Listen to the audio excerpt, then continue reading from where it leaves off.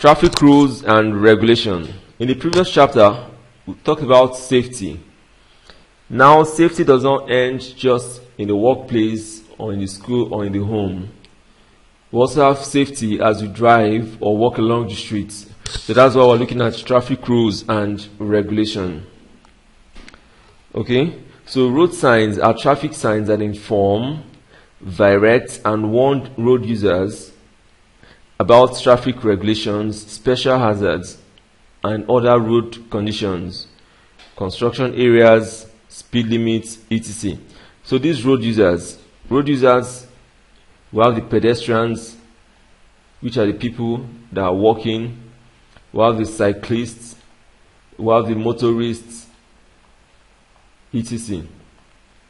So in order to make sure all these parties are safe, that's why we have all these signs to notify people of how to behave at certain areas.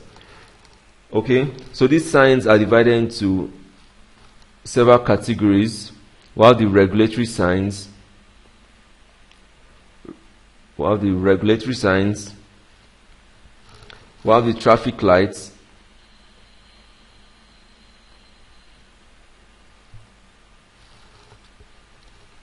okay. Now let's look at the regulatory signs. Now under these regulatory signs, we have the prohibitive signs.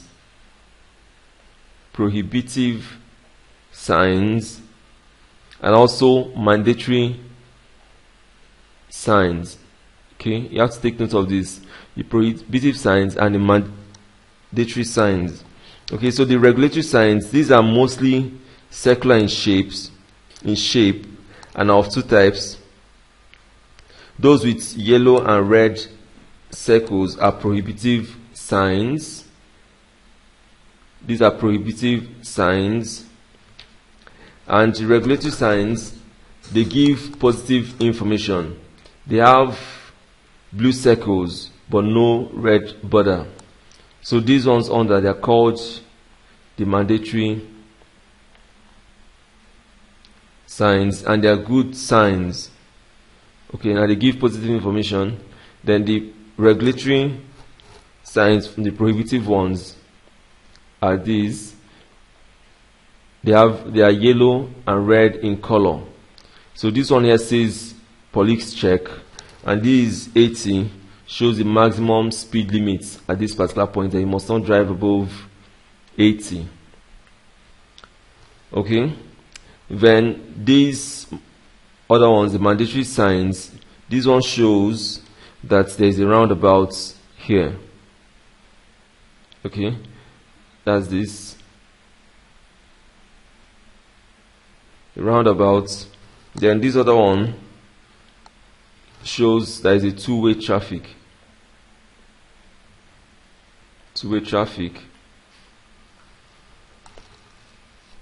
Okay, so for these prohibitive signs, we have another one. There's one like this with a T in between, with a T showing there is a T junction.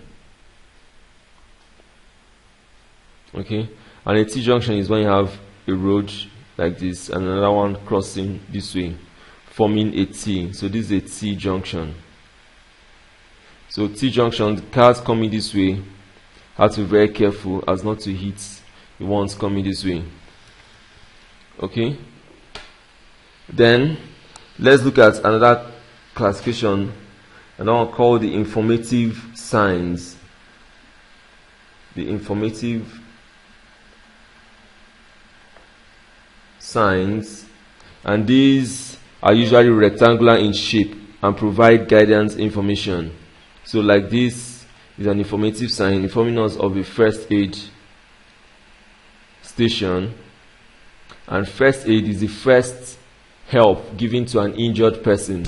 Let's say someone just had an accident. What should you do first to the person? So the first aid, they are the ones that administer first aid before taking the person to the hospital. Then this shows us that the motor park is just around the corner. Now we'll have the traffic lights. They are generally of three we have it like this, but they are always in 3 states. It could be in red states like this, or amber, or green. So the red means stop. So whenever you see red, it means that you should stop. Yellow also means stop, or it could mean go, depending on the stage. So let's say, before I explain yellow, green means to go. So but let's say it was in green and it switched to yellow. So yellow is the middle one. So it's giving us a warning that it's about to go to red, and therefore you should stop if it was in green. But if it were in red and it now turns yellow, it means also that you should now prepare to go because it's about to turn green. Okay, so this yellow or amber means generally to stop. Okay, but what's important is the original color. If it's red and going to green, when it's red and going to green, it first turns yellow, preparing you to get ready to move. But if it were green and is now going to red, it first turns yellow, warning you that you're about to stop, and therefore you have to slow down and stop. Okay, so not obeying these road signs could lead to accidents. An accident is an unexpected event, a mishap or misfortune, especially resulting in death or injury to a person or causing damage to property. So these road accidents could be caused by the drivers, the passenger, or the pedestrian, that's the person walking.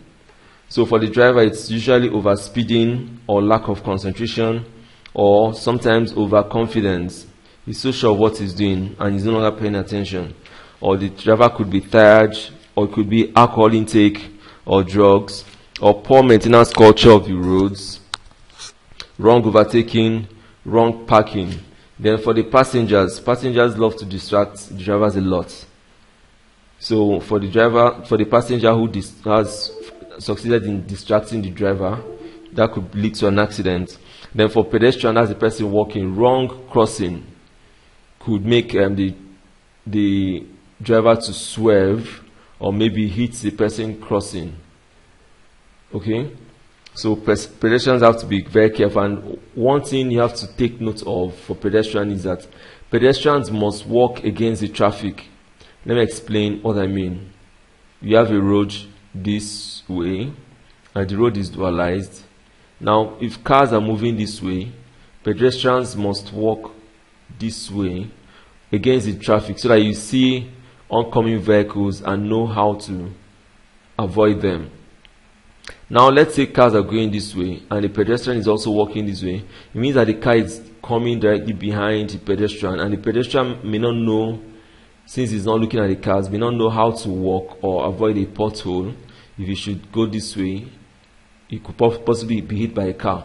So pedestrians are advised to walk against the traffic. You have to walk looking at the cars. If cars are coming this way, that means you have to take this side of the road.